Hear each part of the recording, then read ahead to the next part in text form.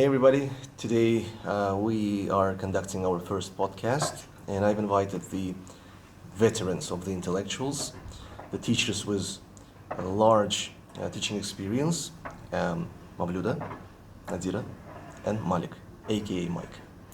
Today I want to discuss with you teaching in general, and I want to talk about both teachers and students, so I hope it's going to be useful for all people who are involved in education. Well, hey guys, let's talk about let's talk about teachers first of all.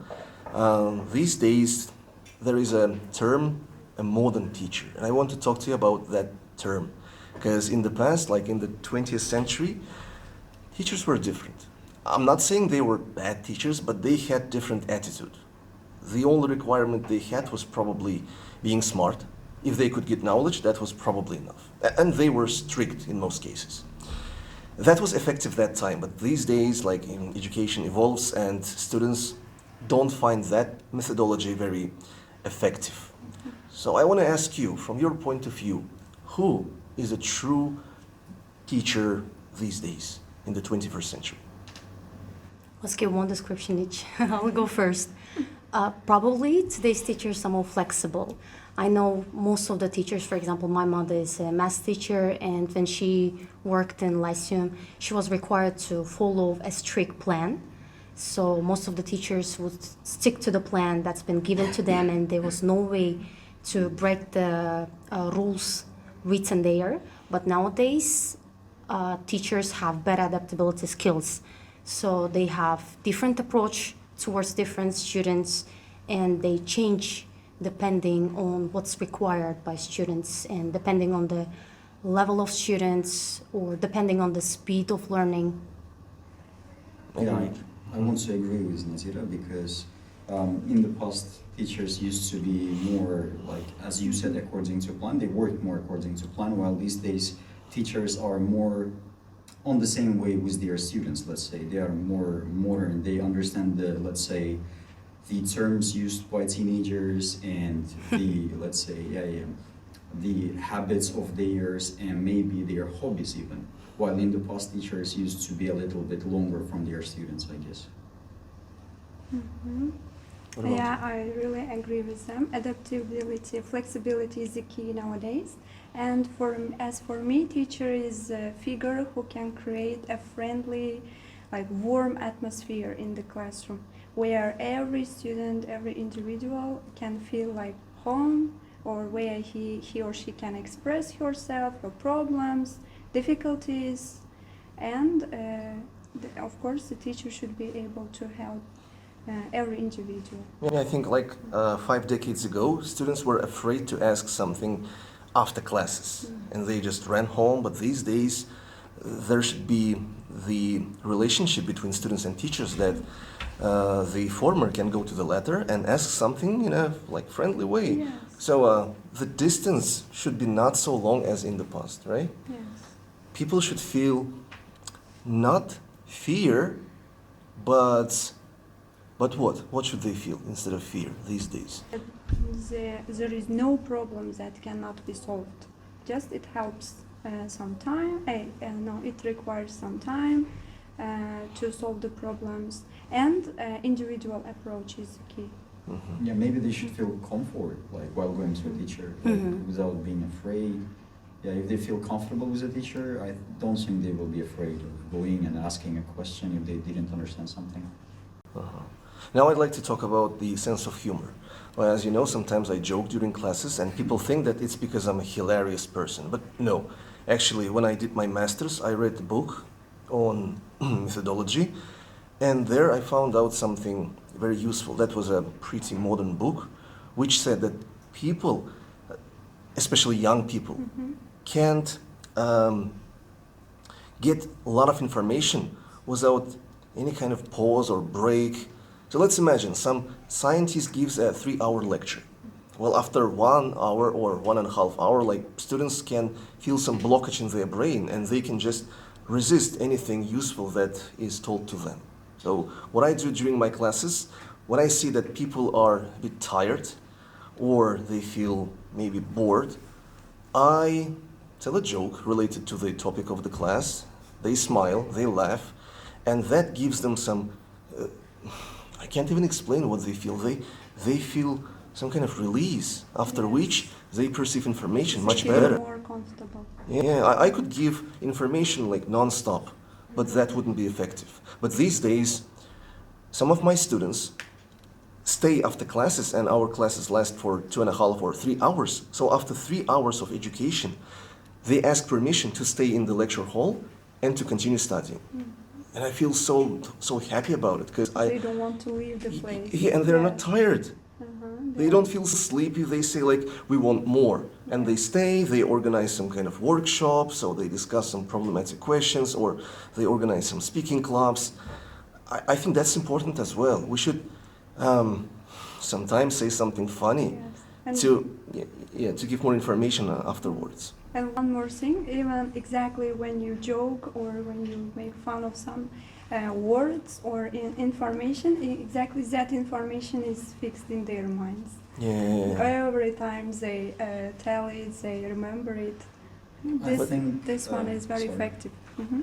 And I think this comfort is connected with one feeling when, for example, let's say you go to a new place, you go to, let's say, a meeting or to university for the first time, and there you don't know anybody.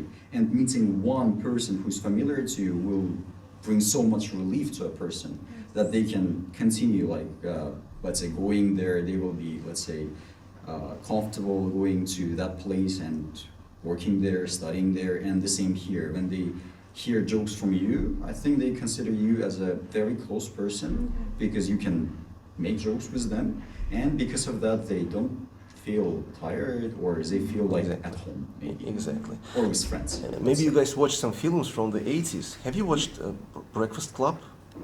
No. Okay. So the teachers of those period, of those times, they were very serious, and that worked. But these days, this approach is not effective anymore. So people should follow the changes, and they have to be modern. It doesn't matter what their age is. They can be 50, they can be 25. They have to understand the psychology of students. They don't want the serious lectures anymore. They want education mixed with fun, from my point of view.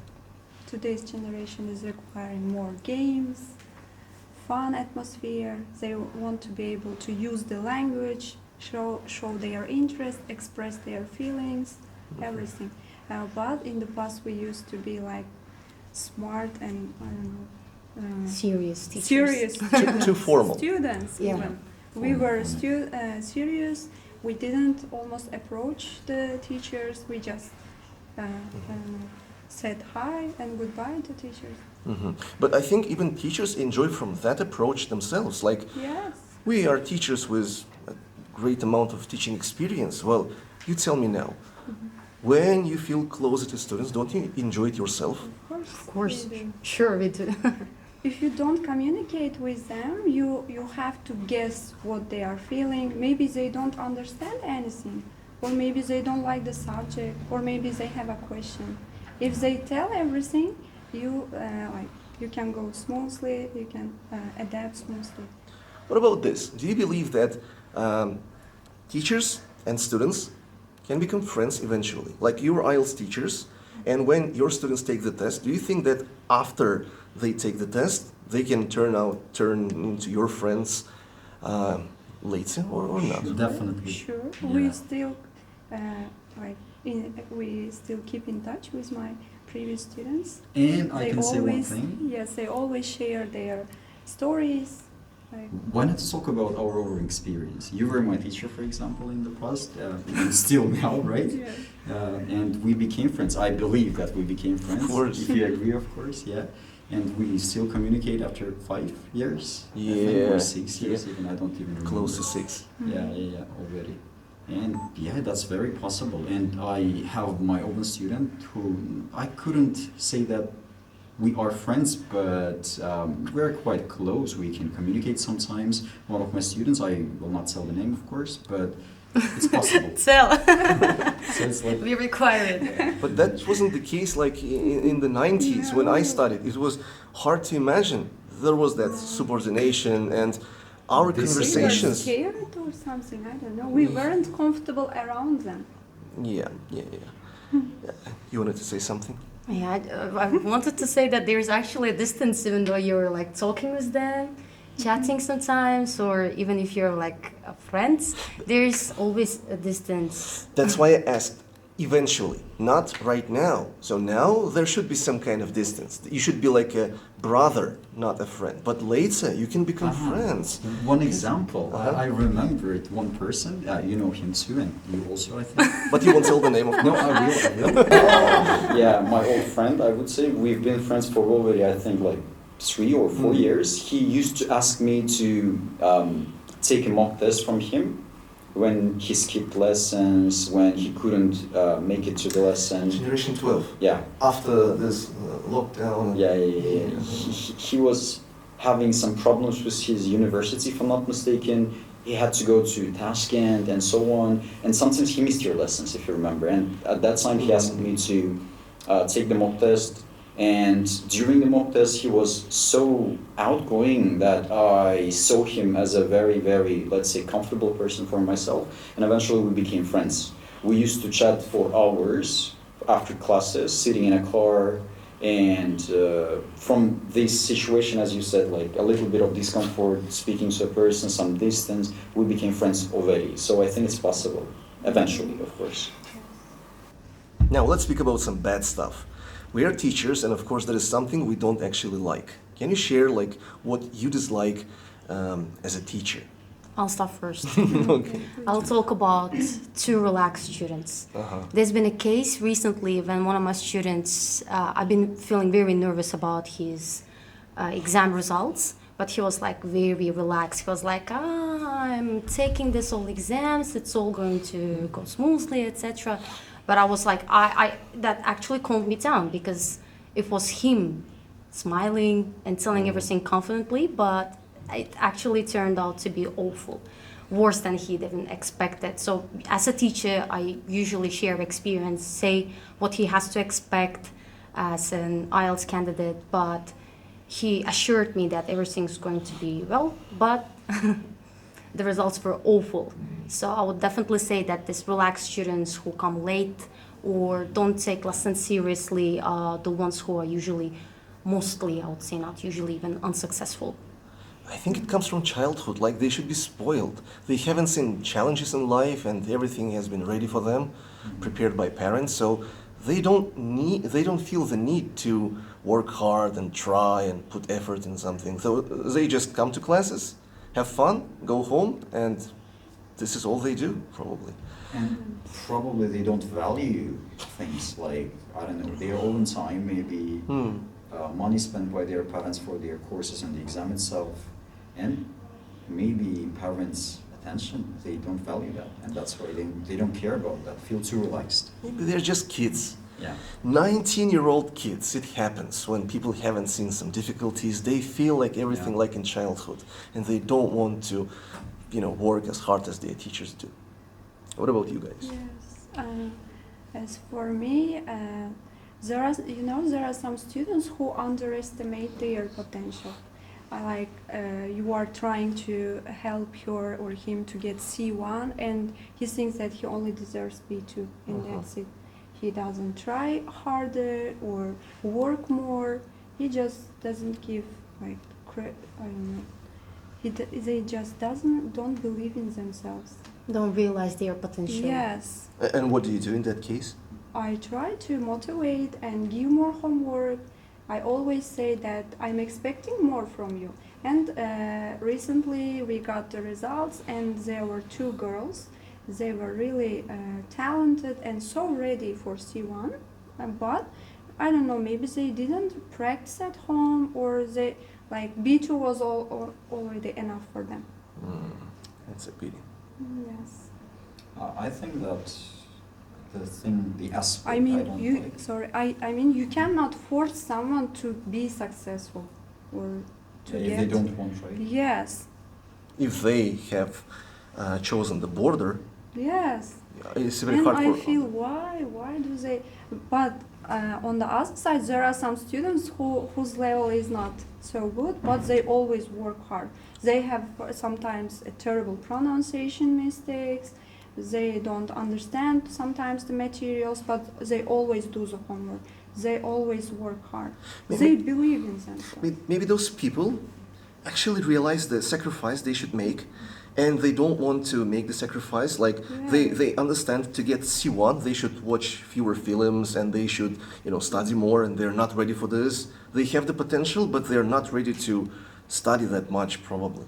I don't know. They want to save their energy. Yeah, who knows? Maybe that's the point. Yes. Yeah, and the thing I wanted to tell that I don't like when students are irresponsible. And what I mean by this is that a lot of students these days are very irresponsible. And by this I mean that they don't usually complete the homework if, for example, it's given as a self-study material. They don't usually complete it just because they sing. We're not checking that, then who cares? Who checks that? And they simply don't do that, believing that it doesn't help them but takes their time. And I don't like that, because whenever I send materials to students, they think that it's only for a tick, like self-study, they should do that, but they almost never do that, because the very next time I ask them whether they have completed that or not, they usually keep silence, which means it's obvious that I didn't do that. And I usually ask students to text me online if they need help, like Nazira suggested before, for example. And from the students, the number of students I have, around, let's say, 30, 40 students a generation, usually one person or two people for one self-study material text me, and that's it, not more than that. And this is not something that makes a successful student. And I usually try to motivate them. I don't think my method of motivation is the best one. I don't think that it's a very good one, but I usually kind of demotivate them to motivate. Well, I usually tell them that if they have some, as you said, they have some potential. Yes. I usually tell them, you have such a great potential, you have such a great English language, but you don't do anything. So you will simply lose the game and you will simply fail the test. Yeah. Isn't it called like reversive psychology? When demotivating to motivate. I think it works. He uses it in real life too. Yes, and nowadays most students hope it works. feel like if they attend all the lessons, if they do only the given homework and that's it, they will like automatically get Yeah. the Yeah, they think it's certificate. enough, But right? that doesn't work like this. I would also add about students who practice a lot. And there are students who bring a lot of essays but never work on avoiding these mistakes, giving us analysis. feedback. Yes, there's no analysis. If they do a lot of tests but never analyze them, it only demotivates too, I guess. It's also really irritating when students try. They usually come and complain that they spent 8 hours. Can you imagine 8 hours practicing or 10 hours? That's actually unbelievable. That's spending, ridiculous. yes, devoting 8 hours of your time on doing a test which doesn't give any result at the end if you don't analyze, of course. Not a very small Yeah, this message. student is going to be there and have seen this video, Yeah, right? it's wrong approach. Yeah? Absolutely. I believe that 3 hours a day on one subject is more than enough. Other time can be spent on something else, maybe some other subject, or maybe household chores or entertainment, whatever. But more than 3 hours a day can actually backfire. People can feel exhausted and they can feel upset and hating. frustrated. Yeah. Exactly. They'll start hating the subject. And when they start hating, bam, there is no hope Yeah. for the success.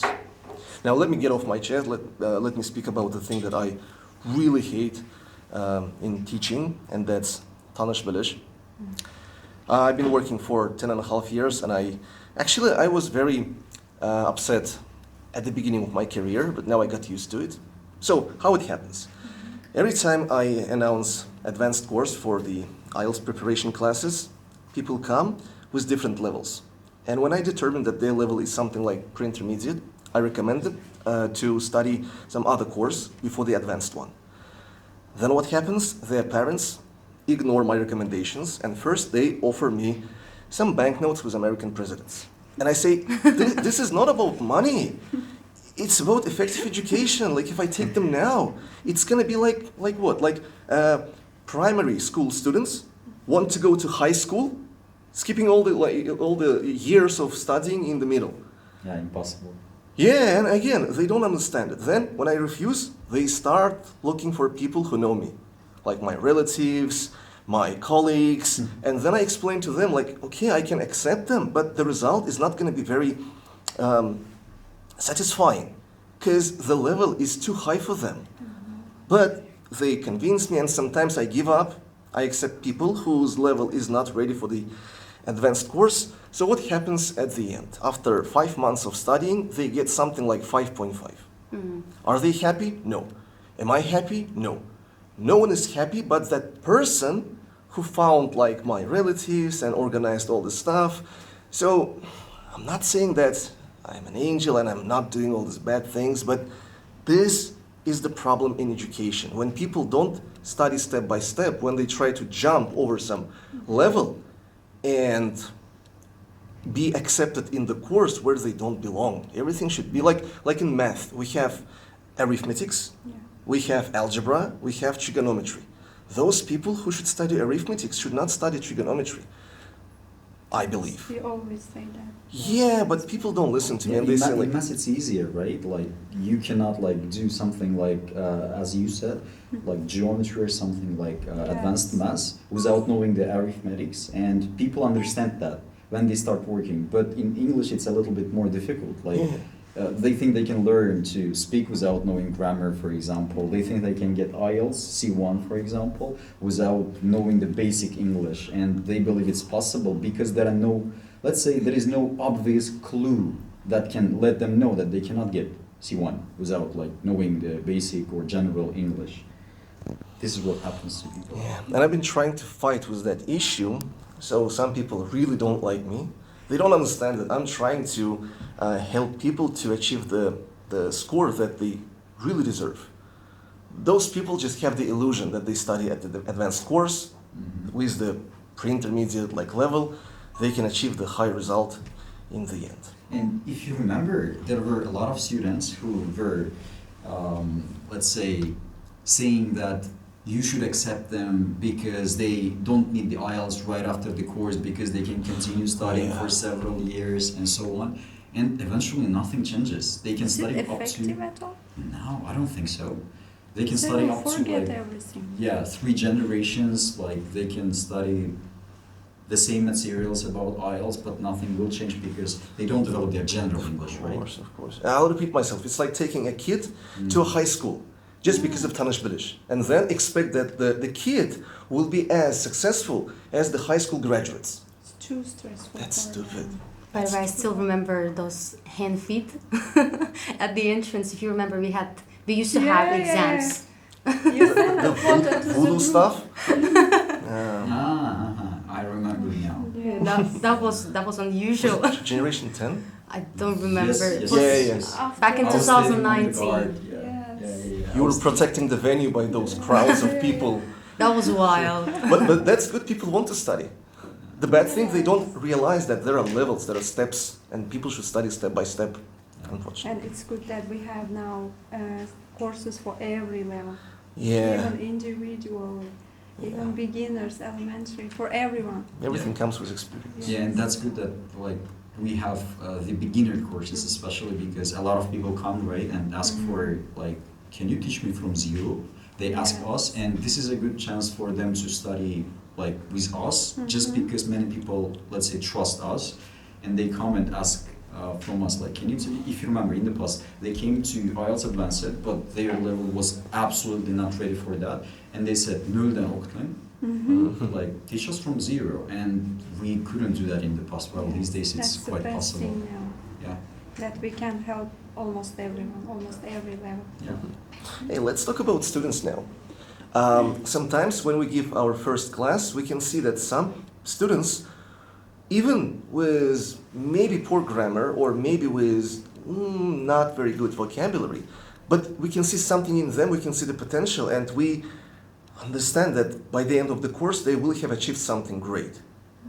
And vice versa, some students look like those who will never achieve anything like during the course. Unfortunately. Unfortunately, yeah, well, maybe it's their destiny. But anyways, how can you identify successful students from the very beginning?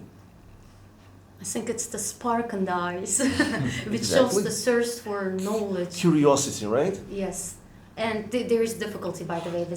It's keeping that spark until the end of the Yes. course, which can be a little bit difficult for teachers, the especially. problem. Yes, taking into consideration the difficulty level of most of the reading passages, listening text, and especially writing, which is a big problem for many students. What else? I think it's as simple as being outgoing. Like if the person is outgoing, or at least tries to be outgoing and active, like asking questions or not being afraid to communicate, then the student is usually successful because they know what they need and they aren't afraid to, let's say, go to that point and achieve it, for example. While those students who are shy, I'm not saying that they are unsuccessful, but in most cases, or usually, let's say, these students are afraid to ask something or to speak to people because they either don't have knowledge about the subject given, or they don't see English language as their aim. Maybe they were forced by their parents and that's why they came. And usually these people don't succeed, while those, again, active students, they know why they need that and they come themselves, which means that they usually achieve something. That's what I believe. You know what? The students I love the most probably are those who ask questions despite being shy. Yeah. Sometimes you see that they are afraid, but they still raise their hand, and at that time I become the kindest person in the world. And I say, yeah, Thank you. yeah, Because ask you me. want to encourage them, right? Yeah, because they are trying to be active. Sometimes people are not active by nature, but they are trying to be active, and I respect that. So it's not about shyness, I guess, it's about the fire. Sometimes there can be like very small fire, but if it exists, we can make it bigger. They can raise the hand, we can answer the question, and this is how the contact, commences. I also love students with leadership skills, those who are always raising their hands and suggesting organizing some speaking sessions together after the lesson. Initiating, right, themselves. Yes. You don't have to tell them. They offer something new. I love them too, yeah. You? I think so. For me, first impressions don't work, I can say. Sometimes I may have some shy students who don't even speak for months even, but after like 3-4 months, they start to show their development. But the ones who were active at the beginning, they see that they have to work hard.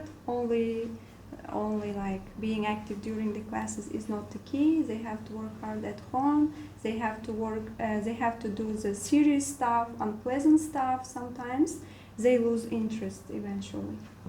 They give up, right? Which is Yes, sad. they just like the fun part. Let's speak about these students here who actually fail. Of course, we're not gonna lie. Not all of our students get the high results. No matter how we try, some people fail. That's inevitable. Yeah, and sometimes we can see that from the very beginning. So, can you tell me about those students who you actually don't feel very enjoyable to work with because of some reason, maybe? Maybe Students. indifferent. Yes, I always ask them, did your parents force you to come here, or don't you want to study, or maybe you should change the subject? They always say, I'm okay, everything is okay, I'm doing my homework, I'm coming. But it really kills your motivation. Again, it's about that spark. I always give an example of ballet. Like, I'm a man who hates ballet. I know it's beautiful, yada yada yada, but I don't love it. Men have to hate that. Yeah, but Zubarev loves it, though. You know Zubarev, right? No. Oh, anyway. It doesn't matter what kind of teacher can educate me in this ballet, I would never achieve success there, because I simply hate it. So it's not about the teacher, it's about me. If I don't like it, no matter who teaches me, I'm not going to be a great ballet meister, how are these people called? The same here. Sometimes parents tell us to teach students who actually like IT. They don't like languages. They like a physical education. They like biology maybe, medicine, but not English. And we have to teach them something they don't like. What can we do in this case? It's too hard. sometimes even impossible. Yes. They have this resistance to study, Yeah. just like I have with ballet. Exactly. What else do you? Unfortunately. Mine is not about first impression, but it's all about false promises. I hate when students start promising that they would definitely do the homework, definitely start coming to the lessons on time, or if they ever say that they will never miss the lesson, I know that they are going to miss lessons. So probably that's the conclusion I've made from my experience, that students who give a lot of promises saying if they use the word promise, they're going to definitely break it. Actions speak louder So, than yes, words. definitely. Let me tell you something crazy about that. In my career, I had students whom I couldn't teach for various reasons. They came late to the course or they couldn't pass the placement test. Some of them literally came to me and told me that, like, "Hey, you teacher, you will remember me. I promise you. You'll remember me after some time and you will regret that you haven't taken me to your course." Years pass.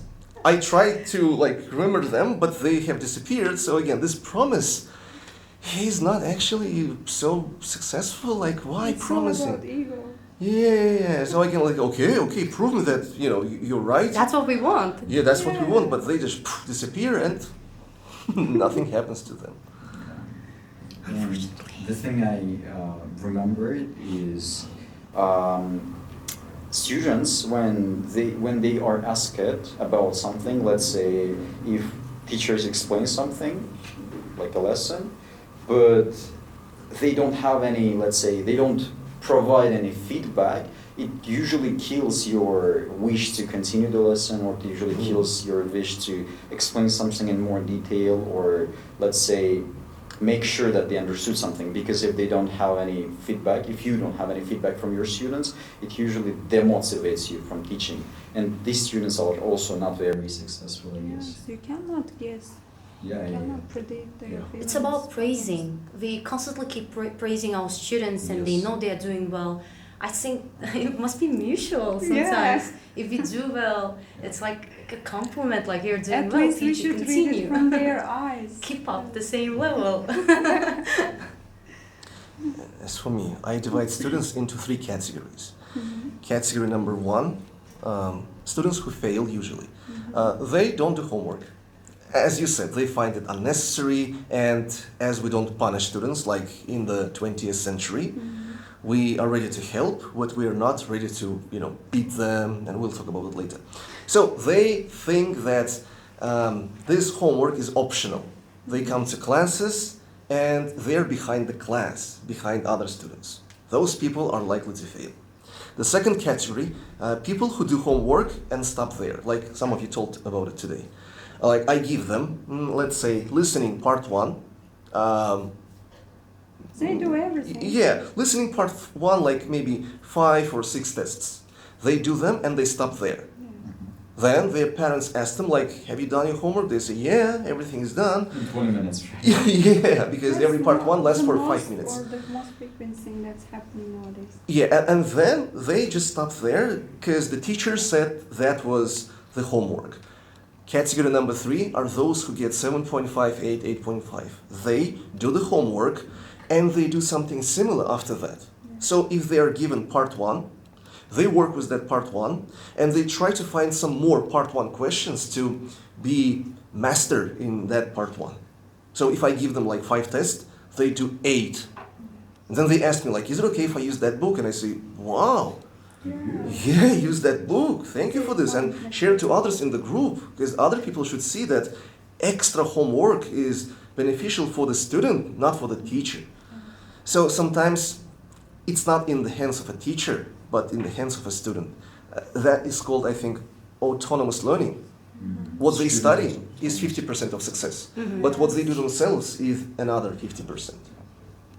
And now let's speak about punishment, physical punishment or corporal punishment. We've never done that. I want to believe we've never done that, right? Yes. I'm against I that. don't remember It's such abuse. punishments. It's not effective at all. But some other teachers still do that, like, 100 years ago. So that time it was effective, probably. But nobody has ever beaten me, and I don't think that it actually helps. So let's speak about your views on corporal punishment. What do you think about it? Why do people do it? They do it.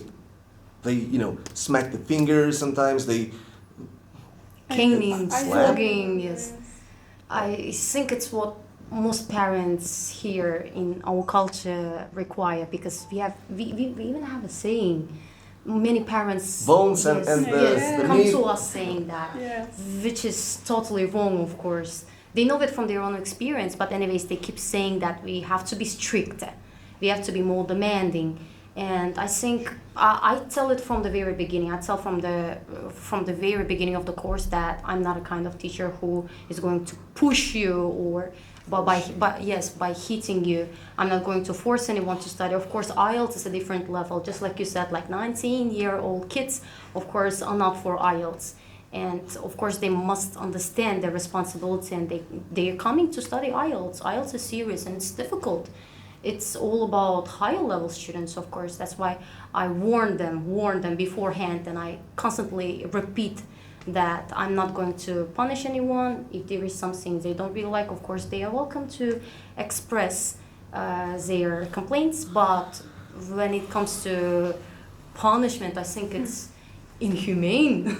I don't know. I would hate a teacher who would raise a hand on me. I wanted to ask you a question right now. Like, can you imagine me punching you because of doing something wrong? Like, you made a mistake, you said something wrong about passive voice, bam! Can you imagine what you have felt? I can't, nobody has ever touched me. At school, university. That would psychologically, which is very actual nowadays, that would cause a trauma. Ah. Especially if it's, yeah, I've heard many teachers even nowadays using that method, even though they don't raise their hands on goals. I think it's still ineffective. Yeah, I've read in psychological books that it's fine when men punish men, women punish women, but it's, anyways, they do it in front of the class. They're not going to take the student, beat them and bring them back. Of course, they're doing it in front of the whole class, which is humiliating. It's not, yes, it's, I just think it's the worst thing that can happen to a student. Not helpful at all. Yeah, and I believe that it's these kind of teachers' target audience is usually a little bit more, I don't want to offend anyone, but more illiterate people. Low IQ. Okay, let's tell the truth. Low IQ. Okay. Those who can be taught only by getting beaten, maybe, who knows?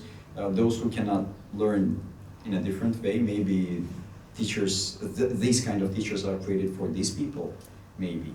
A smart person, or let's say a modern person who knows their own aims and goals would never attend courses with such a teacher, I believe. Of course, of course. Some Honestly, students want it. I wonder, is it helping at all? I really want to ask them. Yeah, let's imagine, like, a student makes a mistake in present perfect.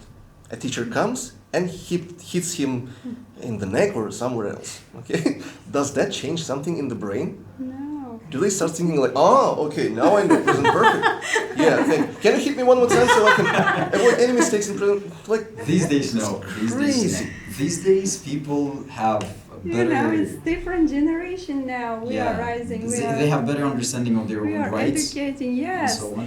Instead, like attracting them, making them more interested in the class requires less energy than that. Yes, because These days don't today's appreciate. kids, today's students know their worth, know their rights. Which is good, very good. Yes. And for this reason, teachers should not only focus on knowledge, on IELTS, on language, they should also read something like teenage psychology to understand how to explain without this punishment, without being hated. Yes, I myself was, educated by strict teachers. They didn't beat me, but they were always strict and very strict. And I may even didn't sleep, but did my homework. I did everything as I was told, and it worked that time. But I Even cannot. different. Yes, I cannot imagine this teacher working with today's kid and Zoomers. Yeah, So we're Zoomers. speaking about Yes, Zoomers. using the same, the same methods and techniques. And don't you think they have become like very vulnerable these days? Yeah. So you should be Too like, vulnerable. yeah, and hitting them can actually kill the passion to study. Yeah. You punch them, they can choose another major. Why? My IELTS teacher like kicked me. So just to blame you. So, as I told at the beginning of the podcast, time changes, education evolves. We should not use the methods of our great-great-grandparents who were strict, They serious. have different genes now. Yeah, Yeah. totally. So I guess we can conclude here. We have discussed the modern teachers and modern students, and probably some people will change their attitude towards education after that. Not only students, but the teachers. And these two groups will understand each other much better, which will result in better education. Hopefully. Hopefully. Okay, I don't know how to say goodbye, so maybe you know how to say it. It's the first podcast, like conducted by me. How do you say goodbye? Work the hard, most guys, important thing I and you believe- can achieve your goal. Yeah, I think the most important thing is to say is that it must be useful for people, not only people watching like a video to understand how teachers speak, how their level is, and so on, but they should take some information from it. So I believe that you guys will learn something from it and find it useful. Thank you very much. And see you at the intellectuals. Yeah. Yes. And hopefully Bye, there will be the second podcast. Can't promise anything, but we'll try to make it to be again. continued. Yeah.